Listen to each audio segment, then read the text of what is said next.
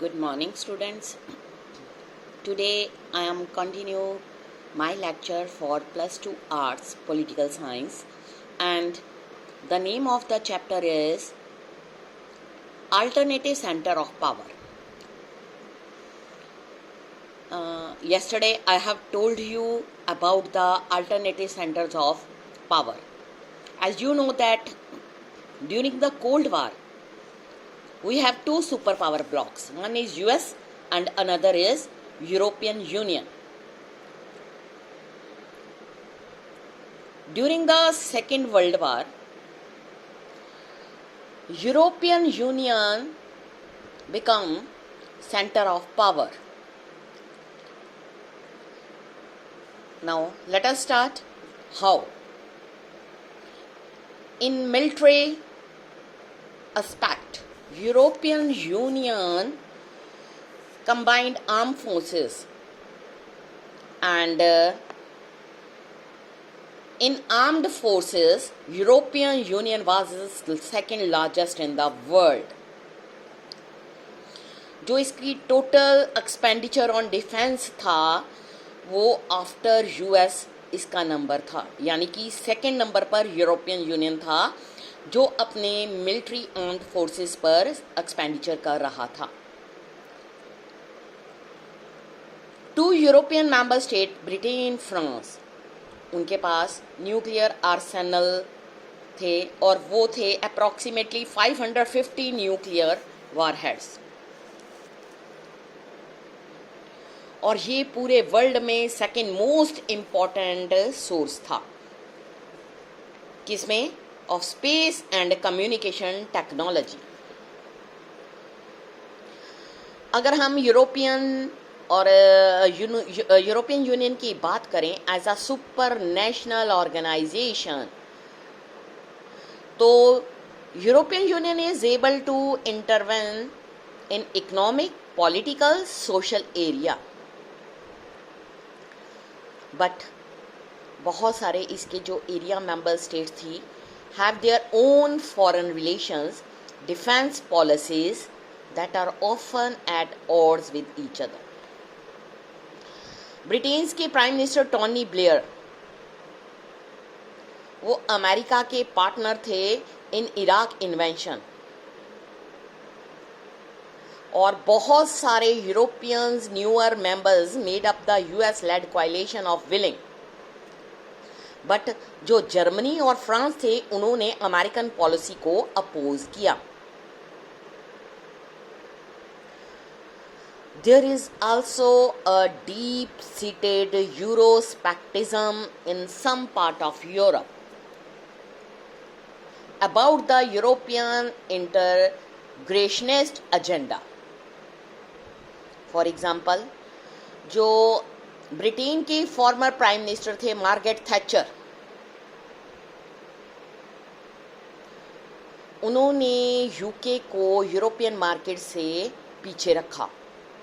Denmark, Sweden, उन्होंने भी मैस्ट्रिक्ट treaty को अपोज किया और उन्होंने यूरो को अडॉप्ट किया जो यूरोपियन करेंसी थी कॉमन.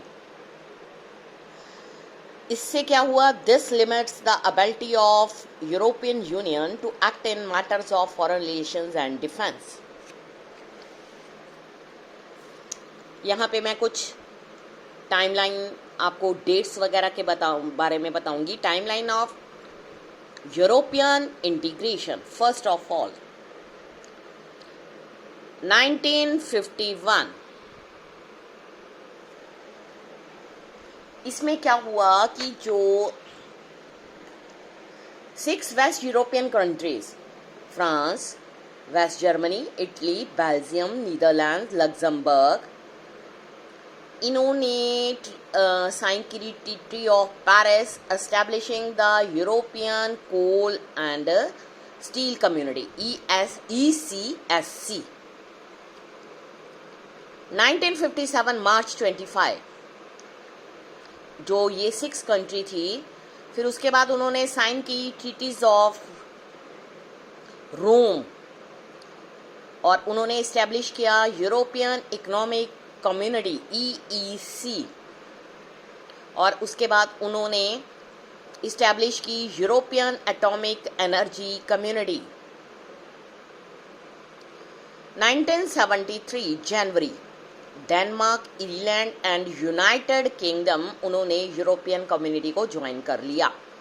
1979 जून,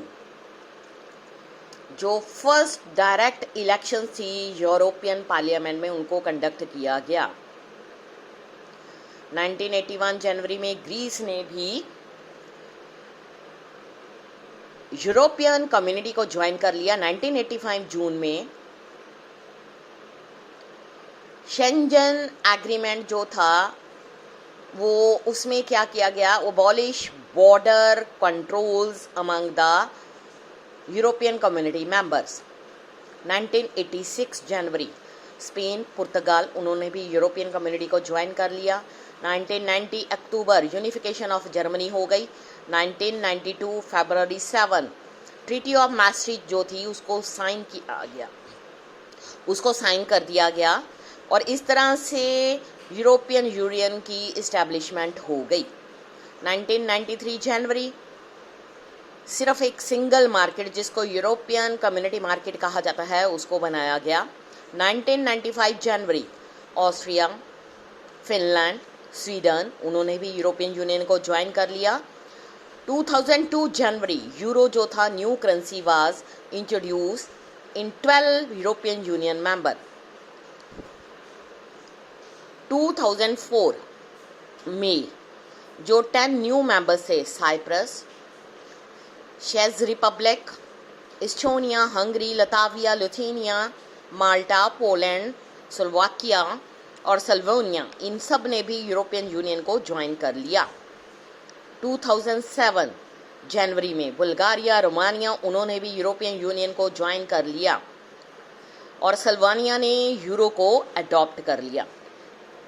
इस तरह से यूरोपियन यूनियन जो था उसकी एस्टेब्लिशमेंट हो गई और उसने पूरे इंटरनेशनल वर्ल्ड में अपनी एक परमानेंट सीट बना ली। Association of South East Asian nation, जिसको बोलते हैं एशियन। अगर हम पॉलिटिकल मैप के वर्ल्ड के देखें तो सबसे पहले एक क्वेश्चन अराइज होता है, कौन सी ऐसी कंट्रीज हैं जो fall in southern east region of Asia. During and before the second world war, जो ये रीजन थे एशिया के, suffer the economic and political consequences of repeated colonialisms. और ये कॉलोनीज किसने बनाई थी? Both European and Japanese. But जब वॉर का एंड हो गया तो बहुत सारी प्रॉब्लम्स को इनको फेस करना पड़ा। वो प्रॉब्लम थी nation building, ravages of poverty, economic backwardness, pressure to align with one great power and or another during the Cold War. This was a recipe for conflict, जो कि countries of Southeast Asia could ill afford. जो efforts थे at Asian and Third World Unity, वो थे Bandung conference, non aligned movement, और ये थे इतने ज़्यादा इनइफेक्टिव थे in establish the conventions for informal corporation interaction. So दो जो साउथ ईस्ट एशियन नेशन थे sought an alternative by establishing the Association for South East Asian Nation. अब नेक्स्ट मैं कल अपने लेक्चर को कंटिन्यू करूंगी जिसमें आपको बताया जाएगा about the Asians, their establishment, their purpose, their achievements. Thank you students.